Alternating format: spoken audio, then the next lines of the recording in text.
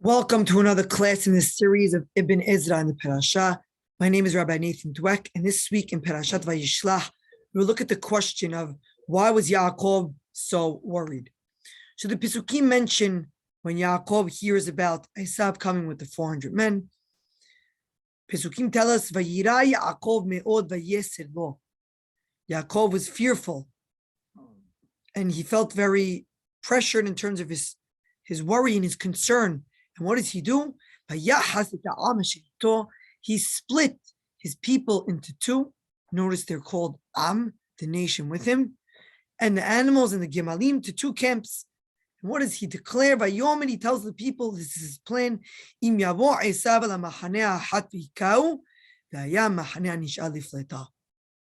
Esav comes to one camp and strikes that camp and wipes it out, at least the other camp will escape.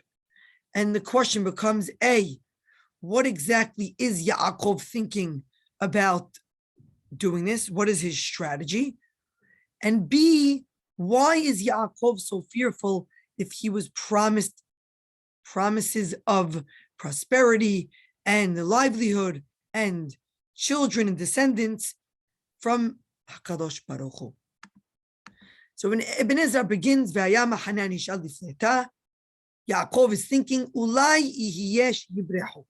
maybe the second camp will escape. Or or maybe the wrath of his brother Esav will be subdued after he kills and wipes out one of the camps. Or maybe they will be saved from the mercy of HaKadosh Baruch Hu. And Ibn Ezra says, we find this being a good war tactic, and as well, hopeful of God's salvation when it comes to Yoav and Abishai in the war against Aram and Ammon in Shemuel Bet. And we see there, Yoav sees the milhama from in front and from behind.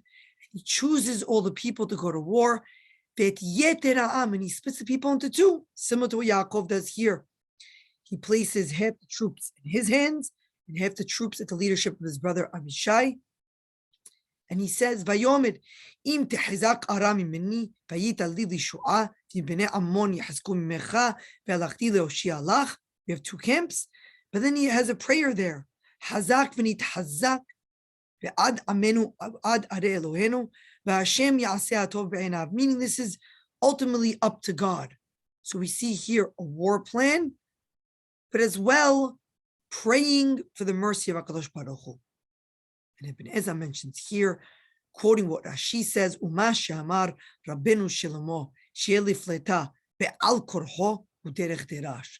And what Rashi said over here, that this other camp will escape against the will of Esav, is derech terash, the peshat, again being whether they'll escape, whether Esav anger will be subdued, or whether HaKadosh Baruch Hu will save them. Those are the peshat considerations that Ibn Ezra gives here to Yaakov's plan. But then comes a more important and pressing question, maybe. God promised that Yaakov's seed and his descendants will flourish and they'll be plentiful like the Afar Haaretz. So why is he so anxious here? He knows God will save him. Lo yada im al elle o al ahirim. He did not know if God was speaking about these children that he has, or maybe they would die and he'd have other children, and those would be plentiful and multiply like the Afar Haaretz. Ki hine Yosef kashenimkar haYaakov hay vehu lo yada ki en navi yodea nistarot lo yigaleh lo Hashem. The Nevi'im don't know every single detail unless God tells them about it. So it's possible, just like when Yosef was sold, Yaakov did not know that Yosef was alive. The Navi does not know every particular and every detail of God's plan. And there are a lot of different particulars of God's plan. For example, he says in the story of Elisha with the Isha Shunamit, who Elisha gives this woman the ability to have a child. And now the woman runs to Elisha and says, the child you gave me, he's dead. And Elisha does not even know about this. Pesukim say, in this episode in Melachim Bet, Perek Dalet, Gehazi, the attendant of Elisha, right, is told, look, there's the Shunamit, who I gave her a child. She didn't have a child. Go ask her, Hashalom lach, Hashalom li'ishech, Hashalom la'yaled. How are you doing? How's your husband doing? How's your child doing? And what does she do? She comes to Elisha and she holds on to his legs. And Gehazi wants to push her away. And Elisha says, no, she's very bitter. And God hid this from me and did not tell me about what's going on. So again, a Nabi as powerful as Elisha, who's able to give this woman a child, God did not even tell him that this child became sick. Again, the Nevi'im don't always know every detail. And we say, Hanistarot l'Adonai Elohenu. God knows all that's hidden, not the Nevi'im. They don't know every detail, every particular.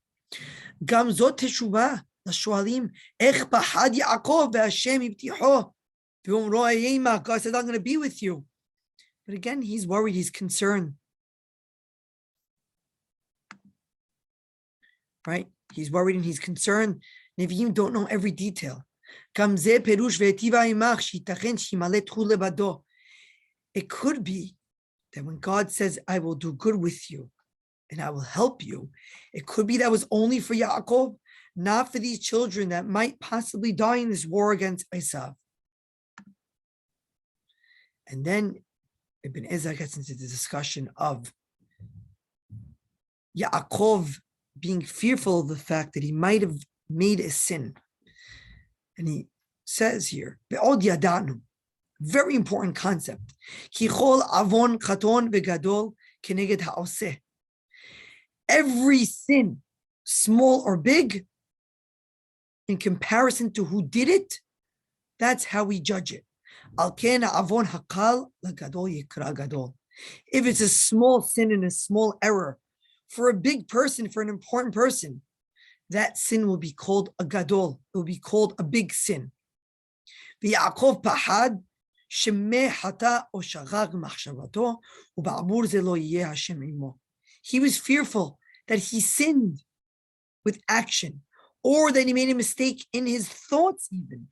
Remember, Ibn Ezra is very important on this idea of our thoughts, of aligning our thoughts with HaKadosh Baruch Hu.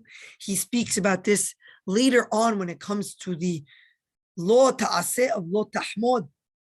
How can a person be told and to be aligned with their thoughts? No. Ibn Ezra says it's important. A person needs to align their thoughts with HaKadosh Baruch Hu and have pure thoughts. And a person can be punished for this, says Ibn Ezra. And therefore God may not be with him. And you might say, what are you talking about? It's very difficult to understand. How can it be that a person who's so big can be punished for something so small? No one is higher than the level of Nevuah of Moshe Rabbeinu. God sent him. And what happened? Because of his mistake and his error of not giving a Berit Milah to his son, to Eliezer. What does it say in the Torah? God wants to kill him. And Sipporah saves the day by giving a Berit Milah to her son, to Eliezer. But again, this was a shechachah. He said Moshe didn't circumcise him because they were on the way and it was going to be dangerous. Doesn't matter. Shalach malach lahamito. The greater the person, the more of an example they're going to set for others. And therefore, the avon hakal, for the person that's gadol, yikare gadol. That sin, that error.